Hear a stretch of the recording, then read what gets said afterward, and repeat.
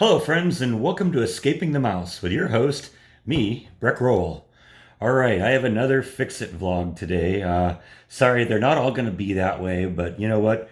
Jordan's done a whole bunch of Elvis vlogs recently, and no one thinks that his channel is going to turn into just an Elvis channel, so it's going to be the same here.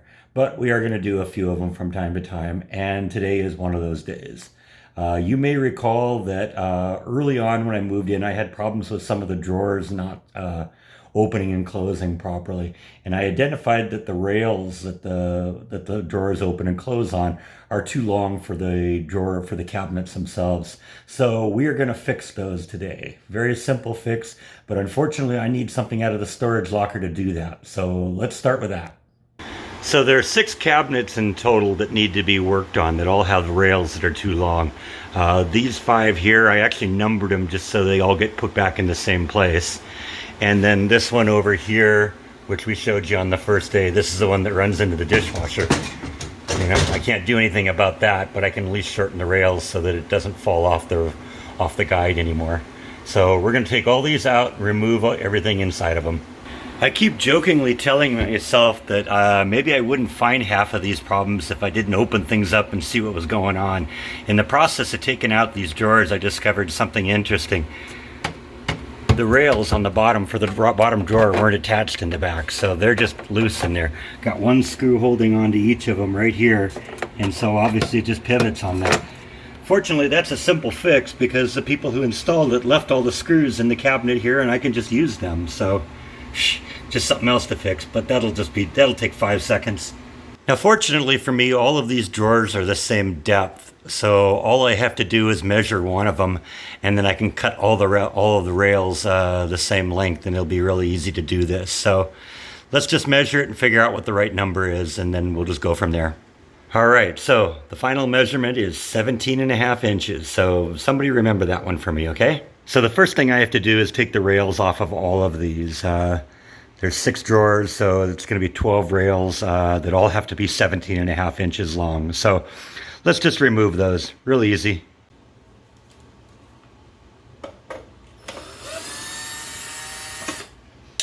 I'm just keeping the screws in a cup so I don't lose them. One rail.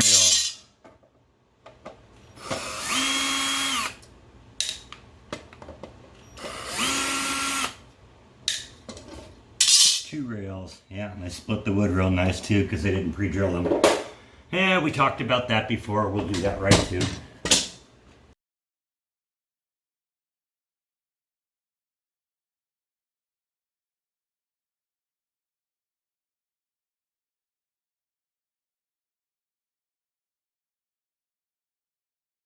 All right.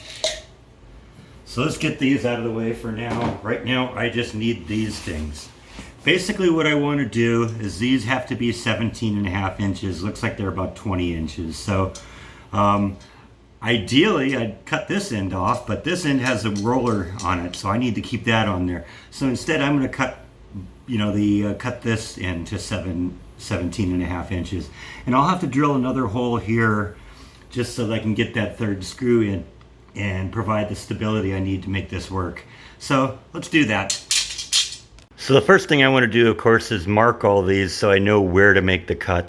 So we're going to mark them for 17.5 inches. All right, so I've made a mark now at the 17.5 inch mark on each one of these rails, obviously on the opposite side as the roller is. So now I'm going to cut these with the bandsaw I brought home from the storage locker. Yeah, now you know why I didn't keep that in the house all the time, right?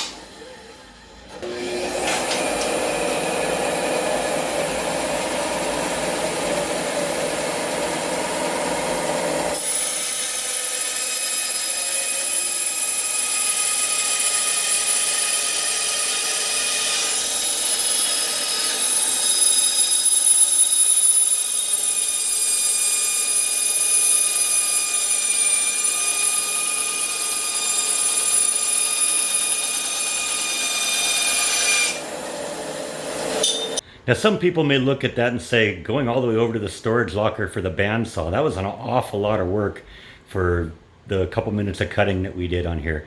But trust me, that was a major time-saving device. If I'd done that with a hacksaw, I'd been working on that for half an hour and wouldn't have come up with halfway a decent result. So it was time well spent. All right, so before we reattach the sliders back onto the drawers, I think what I want to do is drill another hole here for that third screw, because we cut the third screw hole off. So I want it to be stronger than it was, so I'm going to cut a hole on each one of these about right here. Now normally if I were doing this from scratch and had to cut it off, I'd make the hole here about 1 inch from the end. But since I'm trying to avoid the holes that they already put in the cabinets when they drilled it the first time, I'm actually going to make the holes about 2 inches in. That should give me the strength I need. Fortunately, this isn't where the real strength needs to be. The real strength needs to be out here, which is why we were having problems, because when this was floating, this was just wobbling too much. So I think that's what we're going to do on this. All right, so now I'm going to reattach these sliders onto the drawer. What I'm actually going to do is I'm going to line it up so that the corner is right at the edge there. And then I'm going to drill a hole there, drill a hole there, and drill a hole there. Now I'm going to have to get some new screws because there's only 2 screws in each of these because I didn't do it right the first time. But that won't be that big a deal. That's a quick trip to Home Depot. We'll be done with that. I think for the time being, what I'm going to do is screw it here and screw it here. Then when I get replacement screws, then I can drive it in the middle.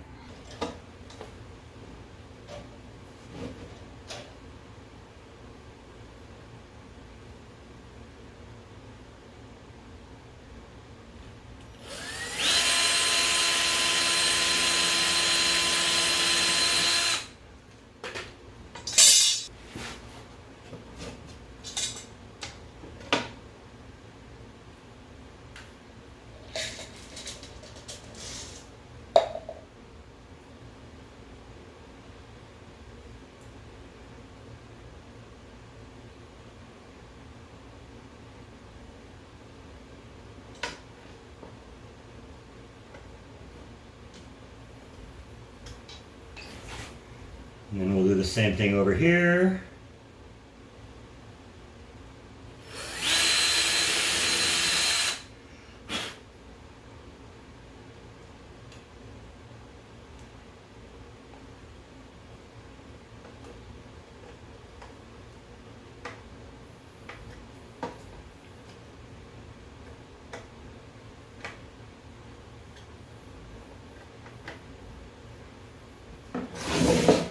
Rotate the thing around. Keep in mind that there's left and right rails, so you got to make sure you have the right one, because it won't work if you put them on wrong.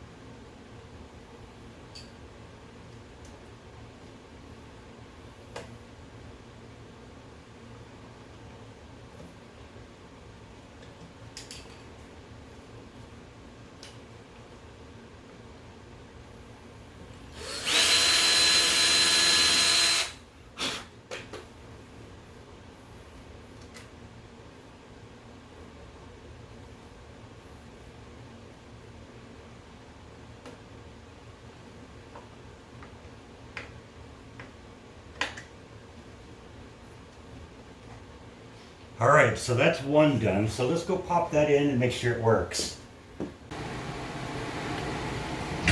So yeah, that seems better.